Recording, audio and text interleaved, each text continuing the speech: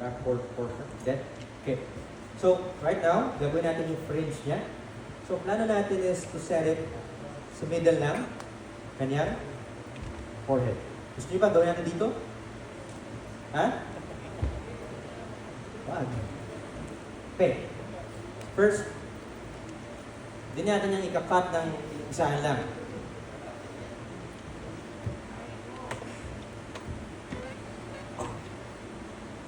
Make sure na saturated yung hair.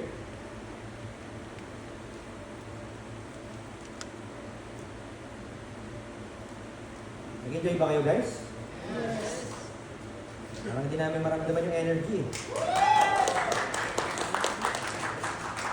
Kasi kung hindi nag-enjoy, papakainin namin yun.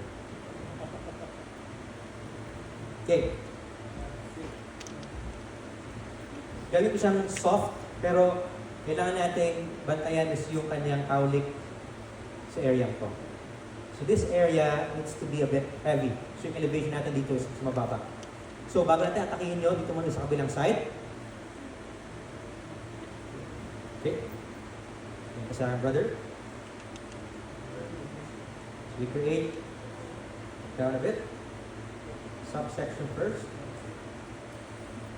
So siya mag-start mag-ground.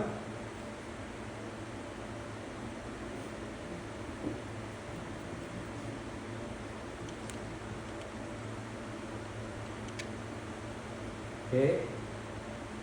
Then set natin ang ating fringe.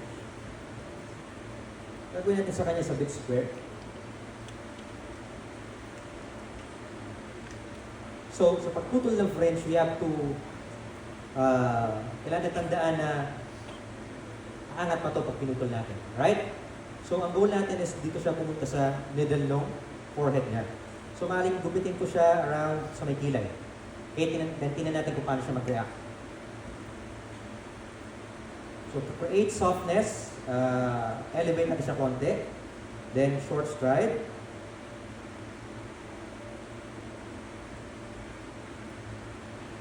Then, cut.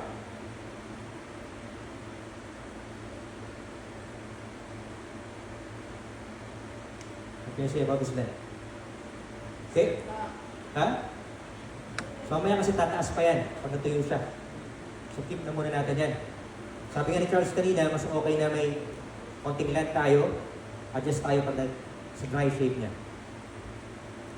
Gawin natin is square.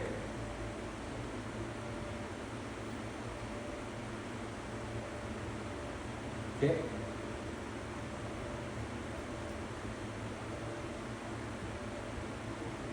So, sabihin natin, maraming nagsasabi, sir, hindi ko na magawa sa shop yan eh.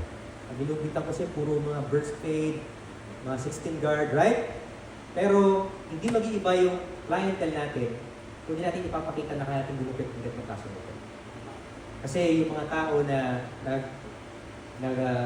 gumagamit ng ganitong klaseng haircut, sila yung mas willing na magbayad. Kasi, sino ba yung mga nagpapagupit ng 16 guards? Sino ba yung nagpapagupit ng mga burst fade? Most of them are students, right? Wala kang makita models or CEO na papagupit ng 16 guard. Meron ba? Ha? Meron ba? Wala. Right? Okay. So, that's why it's important na aralin natin yung klaseng haircuts. Kasi sa ganoon, mas marami tayong kayang gawing gupit. And mas malawak yung magiging clientele natin.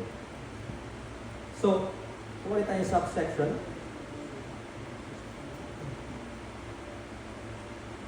yung elevation natin is mas mataas na konti sa kanina.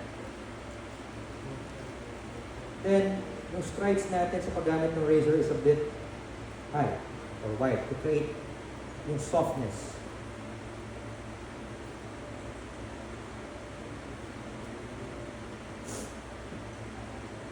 Tignan nyo, habang tutuyo siya, medyo umangat na siya. Then, our last section, elevate natin siya. Then, ito yung paggamit natin ng razor natin. So, ang goal natin dito is to create dimensions, iba't ibang lengths. Para mamaya, magamit natin siya to our styling.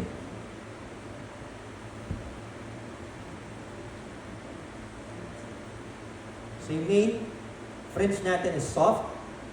Then, mag-introduce tayo ng different lengths para magkaroon ng dimension yung ating pinakang fringe. Then, saka natin po connect ang ating fringe doon sa side.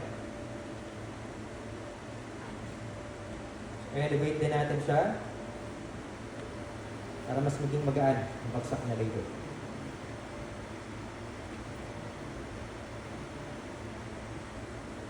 Pakita natin yung itsura niya. It's soft here. Yun yung shape.